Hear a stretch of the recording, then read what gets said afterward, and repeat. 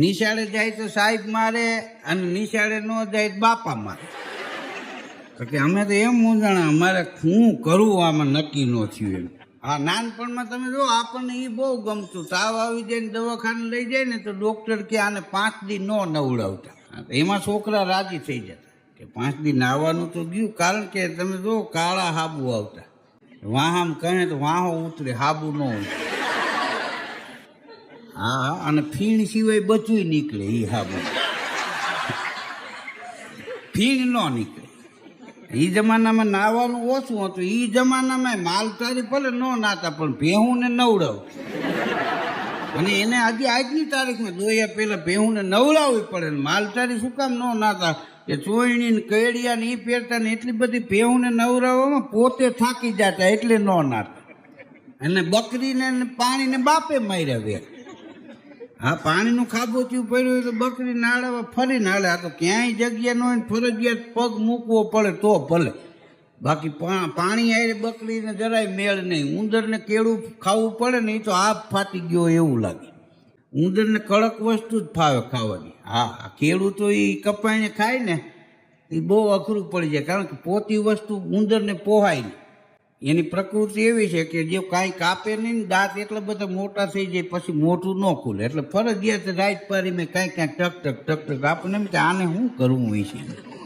પણ એના હારું ભગવાને ફરજિયાત મહેનત આપી છે. જો એ મહેનત ન કરે તો દાંત મોટા થઈ જાય, મોઢું ખુલે ને ભૂખે મરી જાય.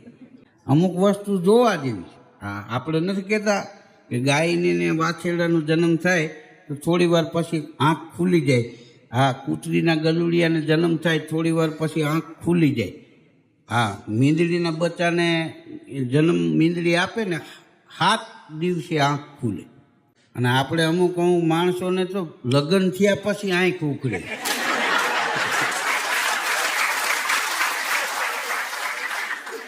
હા, આપણે કહીને હવે આંખ ઉખડીને કાં કોક બૂચ મારી જાય ત્યાં આંખ ઉખડે. આંખ ખુલે અને આંખ ઉખડે એમાં ઘણો તફાવત છે. હા, એક ભાઈને તો ઉધરસ બહુ થઈ ગયેલી. તો એના મિત્રને કે ઉધરસ બહુ આવે. અરે મોટા એ કે તારે વહેલું કહેવાય ને હું લે ઉકાળો લેતો આવું. તો ઉકાળાને પડી લે જાણે એ પોતે જ આ ઓહળિયા જાણતું હોય એમ. ઘણા તમે જરીક તમને કાંઈક થાય સલાહ દેવાવાળા આવી જાય, બોલો આ કરો ને ઓલું કરો ને. આપણે એમ થાય કેમ જાણે આ દેશી દવાનો વૈદ હોય. એ કે આ ઉકાળો પી લેજે.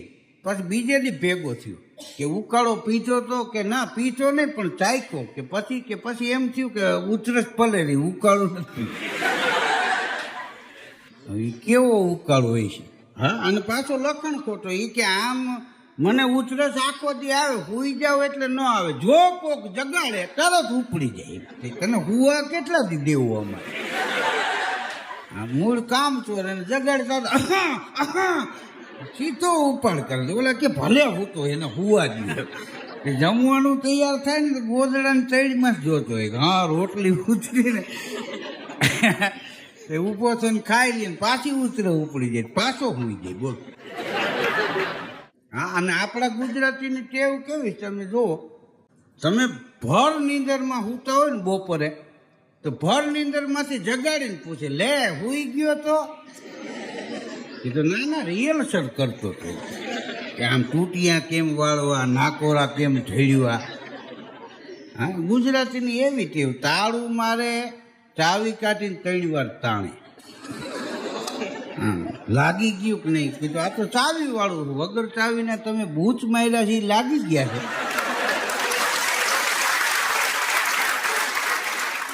મોદી સાહેબે ડોનાલ્ડ ટ્રમ્પને અહીં બોલાવ્યા હતા. તો એના વાઈફે ભેગા આવ્યા, દીકરીને જમાઈ આવ્યા. તો સાંજે અહીંયા દેશી ગામથી ભોજન રાખ્યું હતું. વાળું ટાણું આપણે કહીએ ને, વાળું ટાણું થઈ ગયું. બાજરાના રોટલા ને ભરેલ રીંગણાનું શાક ને મરચાં, અથાણું, પાપડ ને કઢી, ખીચડી ને દૂધ ને. વિદેશવાળા અહીંયા આવે ને બધું આપણું ટેસ્ટ કરે. હા, મરચાંની બટકું ભરે પછી ભલે યા ગોડ કરીને કાઢી નાખે. કારણ કે આપણું મરચું તો વિદેશવાળાને પેટી ઉઠાડી. હા, કૂતરું કઈ તો મરચું બાંધી દેતા. દવા નહોતી, કોઈને કૂતરો કરડે ને તો મરચું બાંધી દે, મરચાની વેદના એટલી બધી વધી જતી આપણે કૂતરાને ભૂલી જતા. અને સવારમાં ડોનાલ્ડ ટ્રમ્પ માટે વણેલા ગાંઠી આવ્યા. આપણા ગુજરાતીની તાસીર એવી છે કે વિદેશમાં ગુજરાતી જો 2-5 થી પડી જાય અને ગાંઠિયાનો ઘાણવો કાઢીને એને વરાર આપો એટલે એકવાર જવાબ આપે તમને, એ થાય નહીં.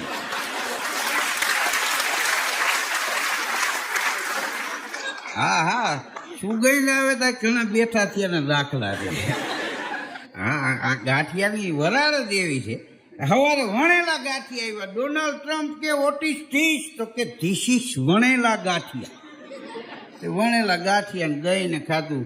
પછી પાછા અમેરિકા ગયા ને ડોનાલ્ડ ટ્રમ્પ, તો ન્યા જઈને બોલ્યા, એ કે કોણ કે છે ગુજરાતમાં શિક્ષણનો અભાવ છે? અરે ગુજરાતમાં તો સવારે ગાંઠિયા ભણેલા આવે છે.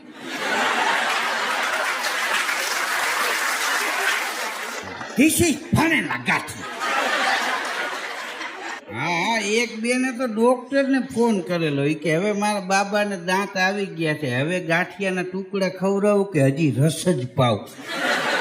હવે ગાંઠિયા ચા બનાવતો હોય ત્યાં જ પલારીને ગાંઠિયા દેતા, આમાં બાબા હારું રસ કાઢી દો લોકડામાં કરી. અને એ ચમચે ચમચે છોકરાને પાસે, છોકરો ઘરનો ઘોઘરા જેવો.